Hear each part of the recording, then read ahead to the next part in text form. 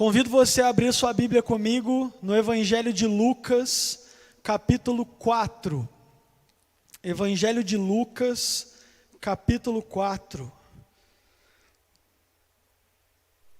A palavra do Senhor diz assim: Jesus, cheio do Espírito Santo, voltou do Jordão e foi guiado pelo mesmo Espírito no deserto, durante 40 dias, sendo tentado pelo diabo.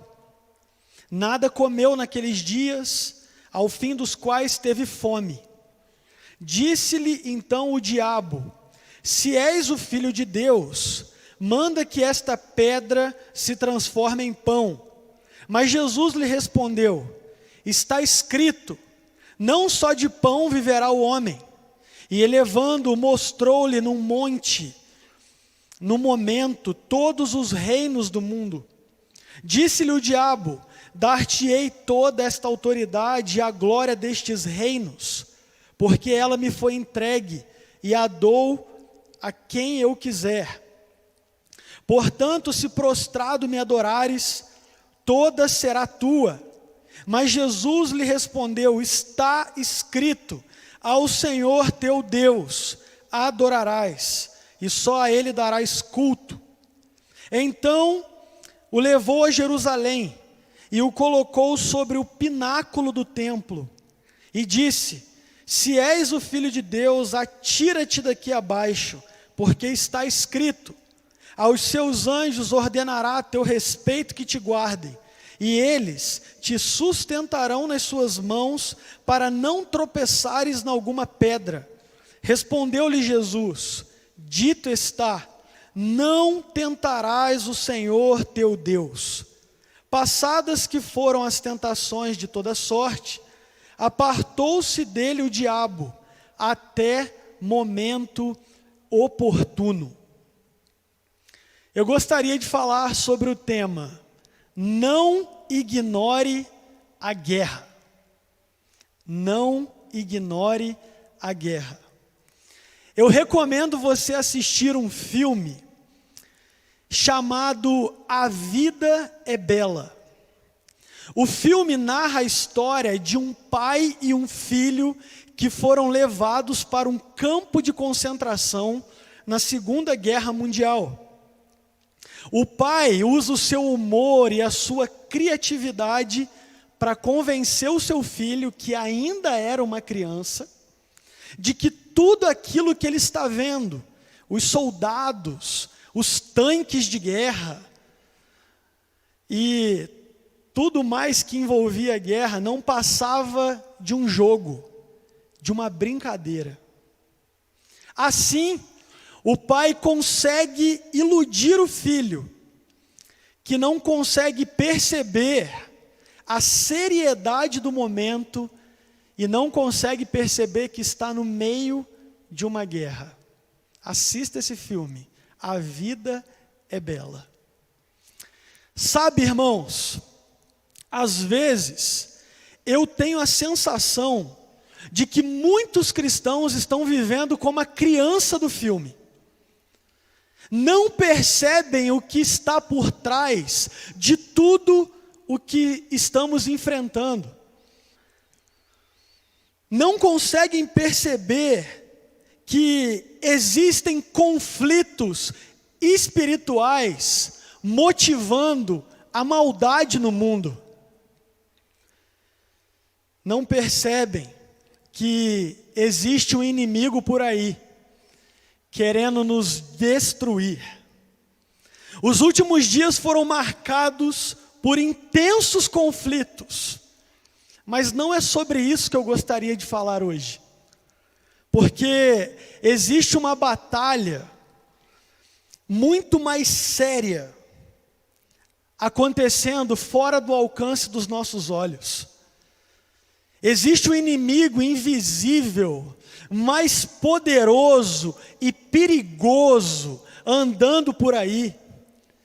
Ele passa despercebido e às vezes fica até esquecido, mas ele continua existindo e atuando.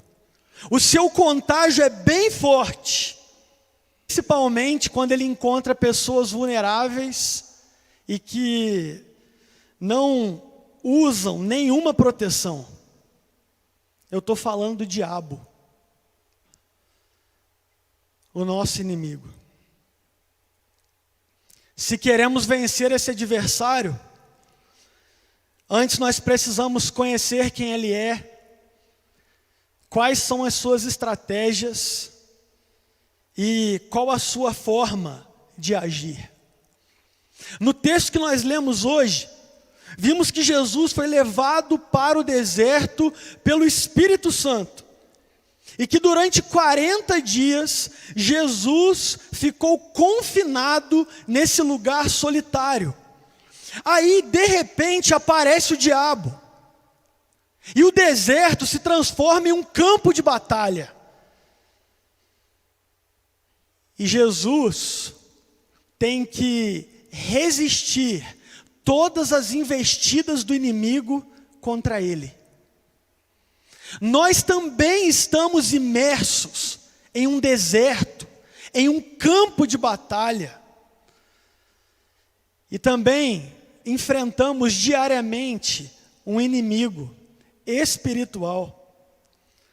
Se nós não o conhecemos e não soubermos lutar com as armas certas, sofreremos derrotas doloridas.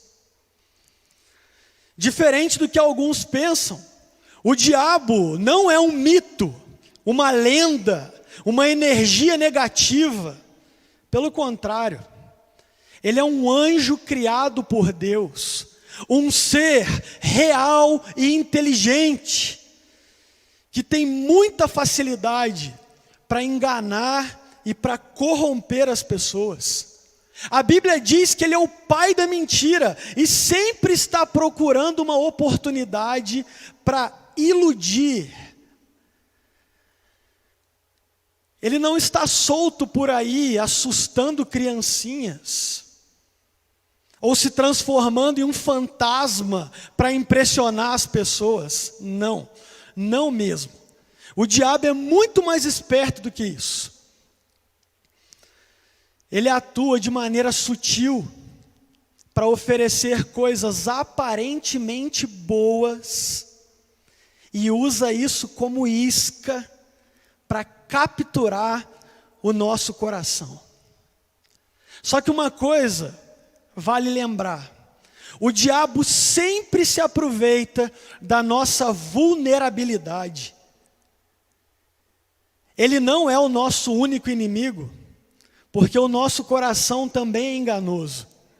Desde o início da história, o ser humano demonstrou que é inclinado para fazer o que é mal. A Bíblia diz em Jeremias que o nosso coração é desesperadamente corrupto. Paulo dizia que, embora ele quisesse fazer o bem, o seu coração o levava a fazer o que era mal. É do coração que flui o nosso modo de pensar, os nossos sentimentos e o padrão dos nossos comportamentos. Sabendo disso, o diabo usa a tentação para atrair o nosso coração. Deus a ninguém tenta, Deus nos prova. E para saber a diferença entre provação e tentação é bem simples. A tentação serve para nos enfraquecer, a provação para nos fortalecer. A tentação serve para nos corromper, a provação para nos aperfeiçoar. O propósito de Deus em nos provar é fazer com que a gente cresça, com que a gente se desenvolva. O propósito do diabo em nos tentar é nos enfraquecer, é nos distanciar do propósito que Deus tem para nós. Deus a ninguém tenta, Ele prova. E o diabo pode usar a tentação em qualquer momento. Às vezes, ele surge quando estamos passando por momentos difíceis, como foi o caso de Jesus no deserto. Mas às vezes o diabo também surge em momentos bons, depois de uma semana abençoada de trabalho, depois de um culto marcado pela presença de Deus e pela pregação da palavra, num momento profissional excelente, quando o casamento está regado por amor e alegria, o diabo também surge. O diabo não se impressiona com a nossa espiritualidade. Alexandre o Grande costumava dizer que alguns soldados costumam ficar mais vulneráveis depois de uma grande vitória. Olha isso. Às vezes a gente fica mais vulnerável justamente quando a gente está vivendo momentos de vitória. E o diabo sabe disso. Diferente do que alguns pensam, o diabo não tem medo de crentes comprometidos. Prova disso é o que vemos no texto que lemos hoje. Jesus estava cheio do Espírito Santo quando foi levado para o deserto. E mesmo assim, o diabo se aproximou dele para tentá-lo. Não pense você que o diabo vai desistir por causa da nossa fé e do nosso compromisso, por causa da nossa liderança, por causa dos nossos cargos na igreja, por causa da nossa bondade. O diabo não se assusta, não se impressiona com isso. Raul Seixas já cantava que ele nasceu há muito tempo atrás. Eu nasci há 10 mil anos atrás e não há nada no mundo que eu não saiba demais. Acompanhe a letra da música. Se o Raul Seixas não estiver falando do diabo, eu não consigo imaginar uma outra pessoa. O diabo é um ser inteligente, experiente. Ele foi ousado o suficiente para usar as suas estratégias com Jesus. É lógico que com a gente não vai ser diferente. E é por isso que hoje eu gostaria de denunciar 4 estratégias que o diabo costuma usar com mais frequência para nos corromper. 4 estratégias que ele usou contra Jesus no texto que nós lemos, e eu quero que você observe comigo. Primeira estratégia, a dúvida. Olha o versículo 3. Disse-lhe então o diabo: se és o filho de Deus. Aqui nós identificamos uma das estratégias mais usadas pelo nosso inimigo.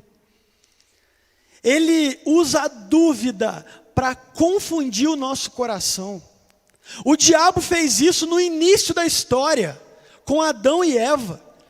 Deus havia dito que se eles comessem do fruto proibido, haveria consequências. Mas o diabo lançou dúvida no coração deles e os convenceu de que Deus estava mentindo. Ele tentou fazer o mesmo com Jesus. Disse o diabo: se tu és o filho de Deus, como assim? No capítulo anterior, em Lucas 3, 21 e 22, nós encontramos a passagem que relata o batismo de Jesus. Quando Jesus foi batizado, o próprio Deus falou do céu com ele, dizendo: tu és o meu filho amado, em quem eu me comprazo. Tu és o meu filho amado, que me dá muita alegria. Repare, Deus afirmou: tu és o meu filho amado. O diabo condicionou: se tu és o filho de Deus. Em outras palavras, o diabo estava dizendo: se tu és o filho de Deus, por que você está aqui sozinho, no deserto, com fome, correndo o risco de ser atacado por um animal selvagem? Se Deus de fato amasse você, certamente não permitiria que você estivesse aqui. Se tu és o filho de Deus, prova então. Você não é filho de Deus coisa nenhuma, Jesus. Você não é filho amado de Deus coisa nenhuma. Viu só como o diabo usa a dúvida? Essa estratégia é muito eficiente. Mas ainda tem outra. A segunda estratégia que o diabo usa nesse texto é a independência. E eu já explico. No próprio versículo 3, nós encontramos a continuação do que o diabo estava sugerindo. Se tu és o Filho de Deus, manda que esta pedra se transforme em pão. A segunda estratégia que o diabo usou foi a tentativa de incentivar Jesus a agir independente de Deus. Jesus estava sem comer 40 dias. E sabia que Deus ia prover pão, ia prover alimento no momento certo. Mas quando o diabo sugeriu para Jesus transformar pedra em pão, na verdade o que o diabo estava tentando dizer é o seguinte: larga a mão dessa dependência de Deus e provê alimento para você, rapaz. Larga a mão de passar vontade, de esperar, e satisfaça logo a sua necessidade. Transforma a pedra em pão. Seja independente. Não fica esperando Deus agir. Faça alguma coisa antes. Quando estamos passando por desertos na vida, irmãos, quando nós temos a sensação de que vai faltar recursos, nós somos tentados a agir antes de Deus também. E pegar atalhos para resolver as coisas do nosso jeito. Toma cuidado com isso. O diabo sempre vai usar essa estratégia. Ele sempre vai comunicar ao nosso coração que Deus não está fazendo as coisas do jeito que deveria. E se não tomar cuidado, a gente pega essa isca. Terceira estratégia que o diabo usou nesse texto: reconhecimento e poder. Versículo 6 diz assim: disse-lhe o diabo: dar-te-ei toda esta autoridade e a glória destes reinos, porque ela me foi entregue e a dou a quem eu quiser. A terceira estratégia que o diabo usou contra Jesus foi a tentativa de lhe dar poder e reconhecimento. E eu confesso que essa é uma das estratégias mais poderosas que ele tem usado. Sabe por quê? Porque o nosso coração anseia desesperadamente por essas coisas.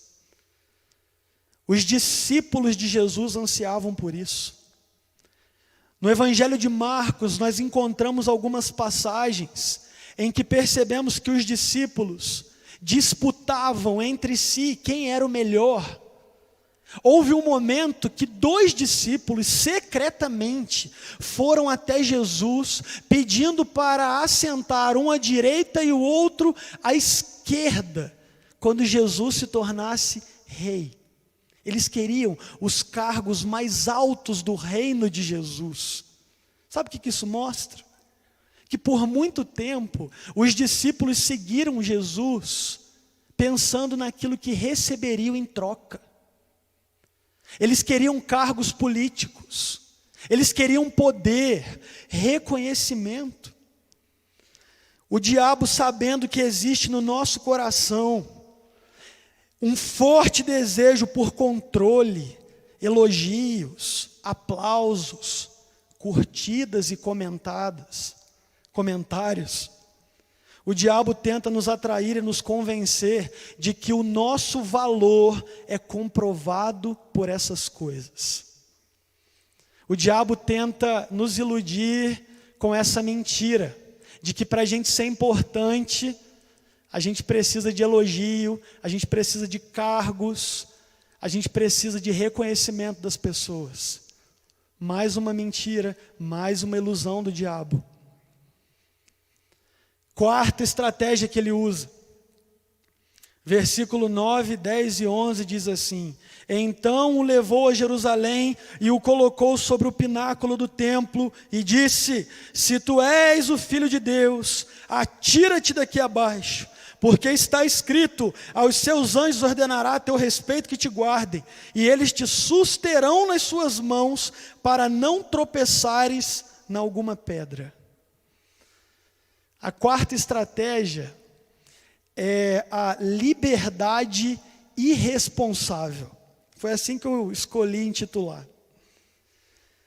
Foi a tentativa de usar ou de incentivar Jesus a ser irresponsável com a sua liberdade. Ou seja, o diabo queria que Jesus pecasse, confiado na graça, confiado no amor de Deus. O diabo afirmou que se Jesus pulasse de qualquer altura, os anjos viriam socorrê-lo. Ele queria que Jesus desafiasse a Deus. O que o diabo estava dizendo era mais ou menos isso: se existe anjos, se Deus ama você, se você é o filho amado de Deus, você deveria ter a liberdade de fazer o que quiser, porque Deus e os seus anjos têm a obrigação de te proteger. É isso que o diabo estava querendo dizer para Jesus. Pula da onde você quiser, mostra a sua coragem, e mostra o quanto você é amado e protegido. Porém, nós sabemos que viver dessa maneira, além de ser irresponsável, é tentar a Deus. Foi por isso que Jesus respondeu dizendo: não tentarás ao Senhor teu Deus. Não use a sua liberdade para ser irresponsável. Eu gosto muito do que a nossa irmã Raquel costuma dizer. Ela diz assim: quando nós estamos dirigindo na estrada e sabemos que a velocidade máxima é 100 km por hora, mas estamos a 120 km, o anjo já pulou do carro. É como se a gente estivesse sozinho, numa loucura, irresponsável.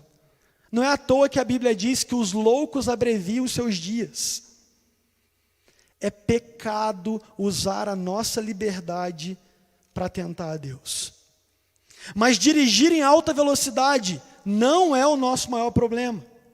Existem pessoas que querem conciliar o amor de Deus com a liberdade de fazer o que quiser. Eles dizem: se Deus é amor e perdoa pecados, eu posso fazer o que eu sentir vontade e Deus vai continuar me amando, me protegendo e me perdoando. Querem pecar confiados na graça.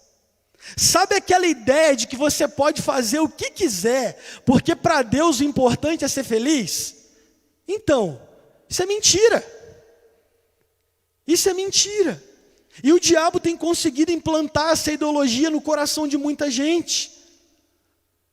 O diabo tem conseguido convencer muitos cristãos de que eles podem continuar frequentando a igreja e continuarem com o mesmo estilo de vida de antes. É lógico que você pode frequentar a igreja. Esse local é público. Mas o chamado de Jesus envolve obediência, renúncia, responsabilidade. Se alguém quer vir após mim, negue-se a si mesmo, tome a sua cruz e siga-me. A pessoa que verdadeiramente ama a Deus não o desafia, nem faz o que quer, mas demonstra respeito e fidelidade aos princípios do reino. Sabe por quê, irmãos? A santificação é o lado visível da salvação.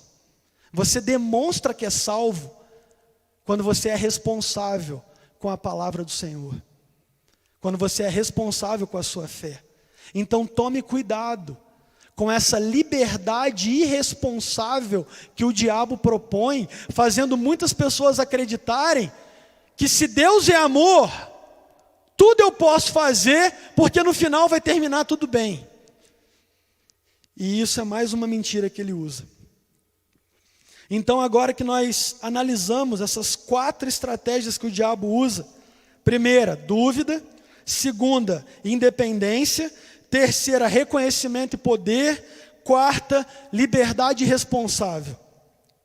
Agora, eu quero analisar com você o que Jesus fez para vencer essa batalha.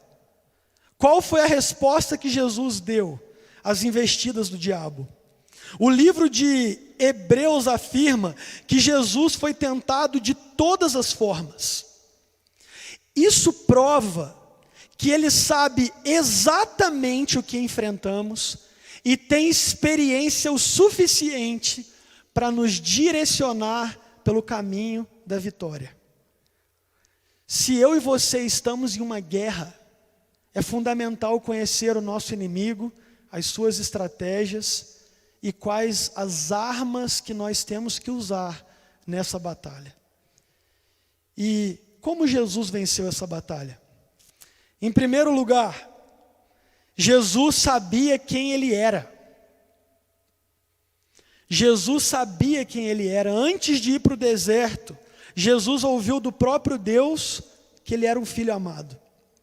Jesus se agarrou a essa verdade durante a sua passagem pelo deserto, mas também durante toda a sua vida e ministério. Não é à toa que a palavra Pai é a forma preferida de Jesus se referir a Deus. Vemos Jesus usando essa palavra 65 vezes nos evangelhos de Mateus, Marcos e Lucas. E mais de 100 vezes no evangelho de João. Por muitas vezes Jesus se referiu a Deus como Pai, porque ele reconhecia que era um filho amado. Embora Jesus estivesse sozinho naquele deserto, sendo pressionado pelo diabo, não se esqueceu daquilo que ele ouviu, não se esqueceu de quem ele era. Isso é tão importante, irmãos. A nossa maior defesa contra as tentações do inimigo é a compreensão de quem somos. Se eu te perguntasse hoje, quem é você? O que você me responderia? A maioria das pessoas responde essa pergunta falando sobre o que elas fazem, sobre o que elas têm, sobre o que as pessoas dizem a respeito dela. Mas você não é aquilo que você faz. Você não é aquilo que você tem.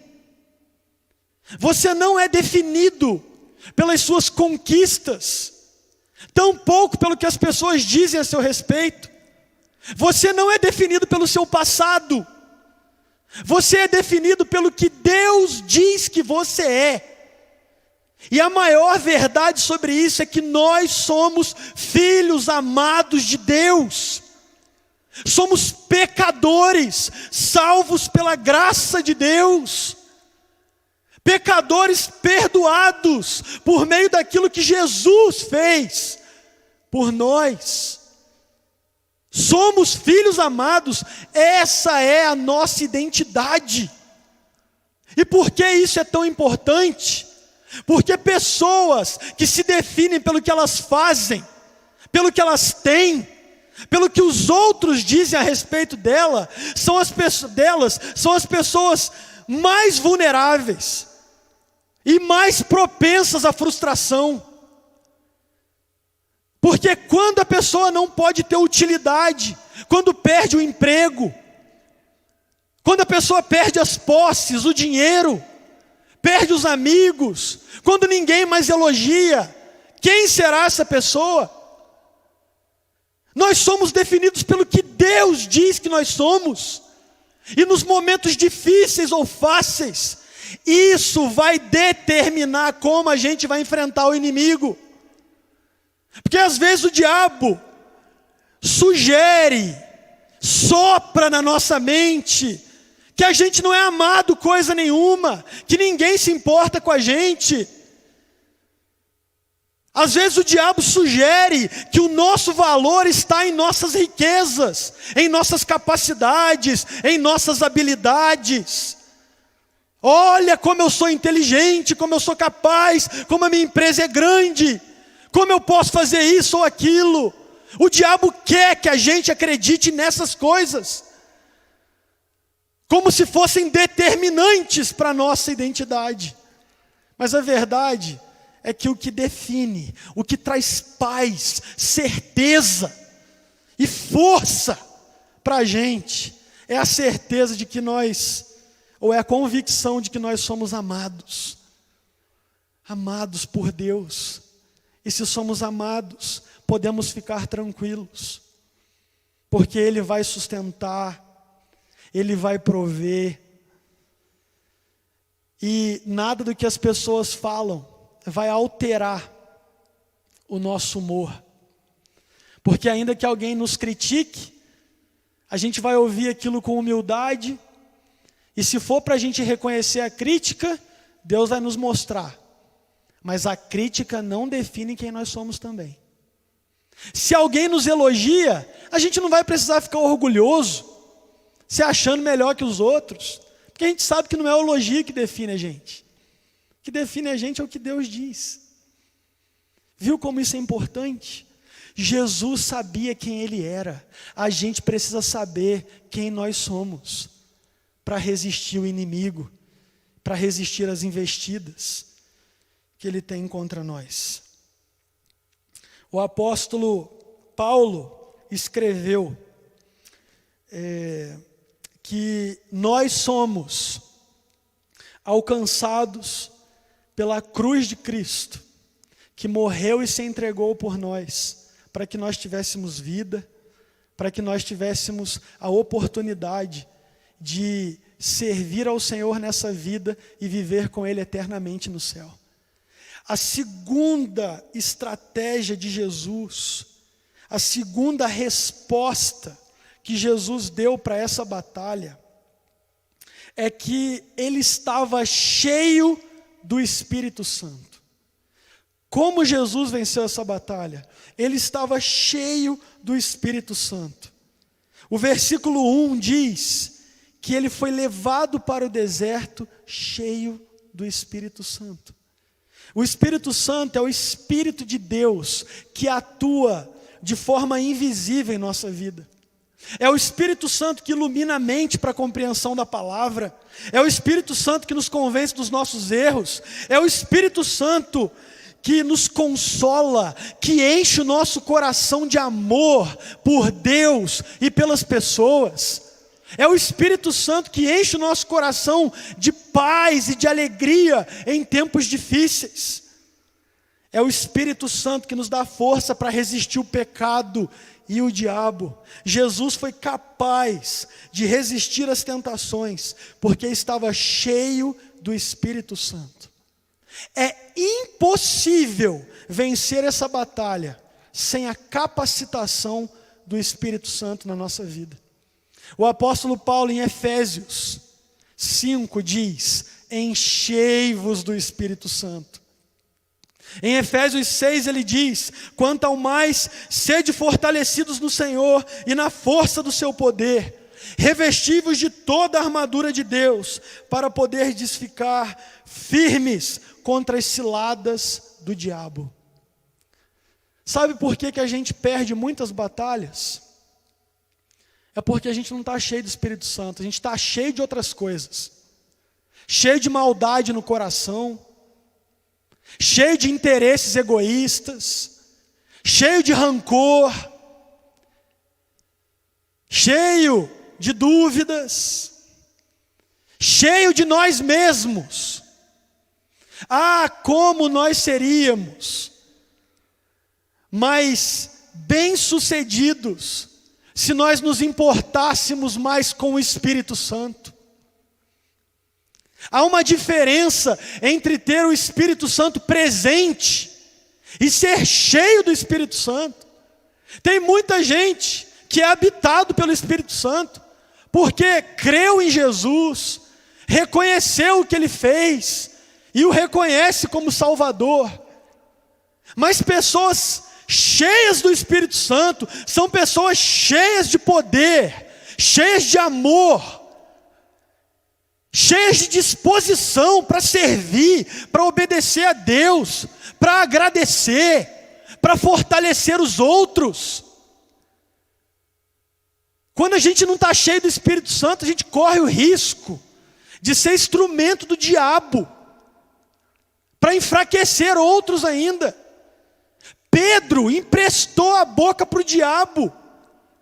Caminhando perto de Jesus, Pedro foi um instrumento do diabo em um momento da história de Jesus, querendo impedir que Jesus fosse para a cruz.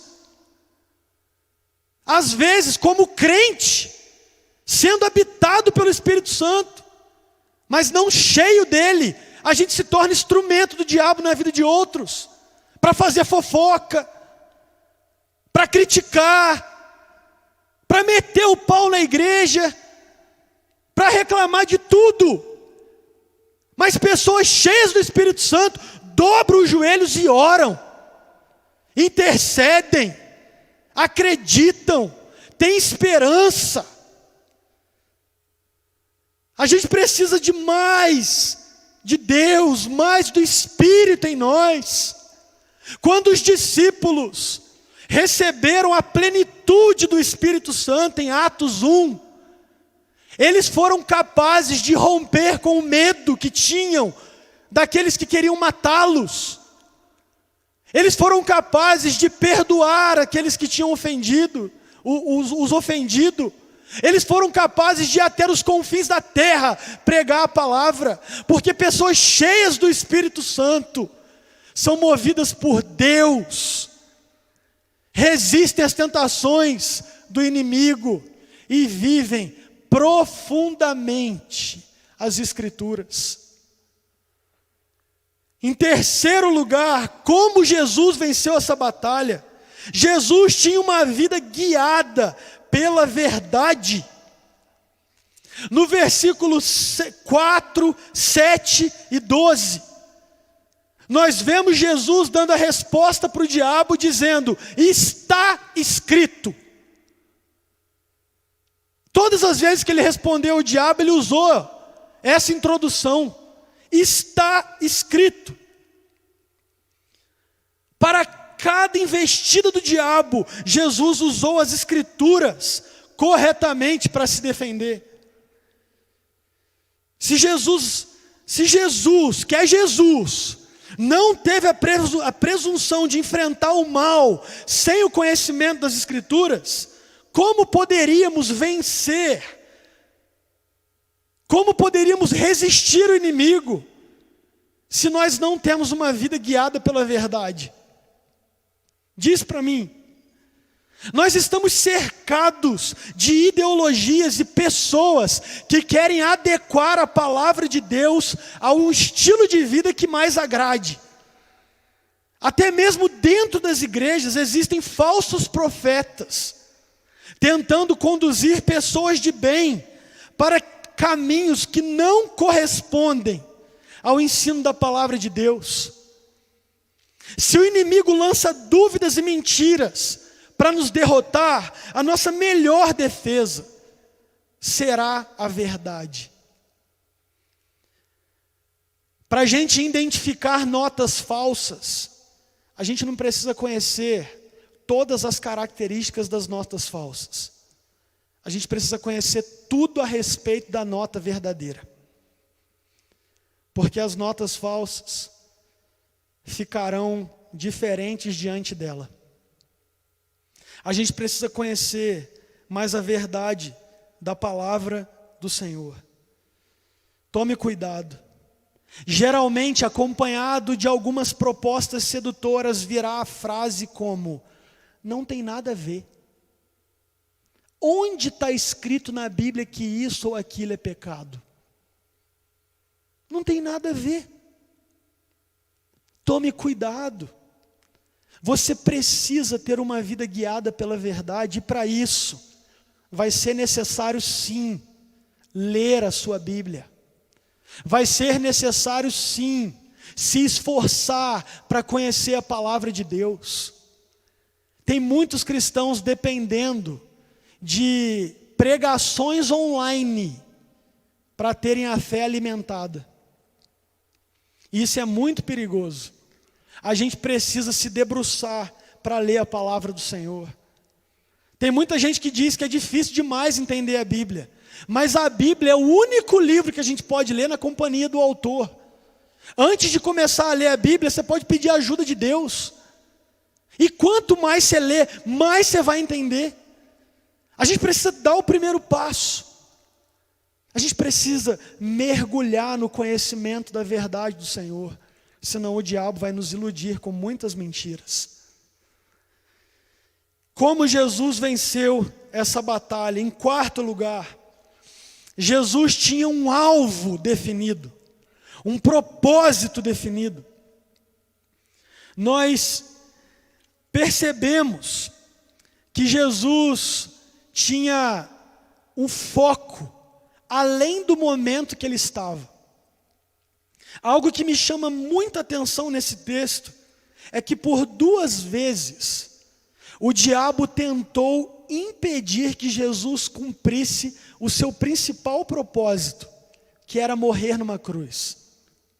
Na segunda tentação, o diabo queria que Jesus se prostrasse diante dele em troca de autoridade e glória.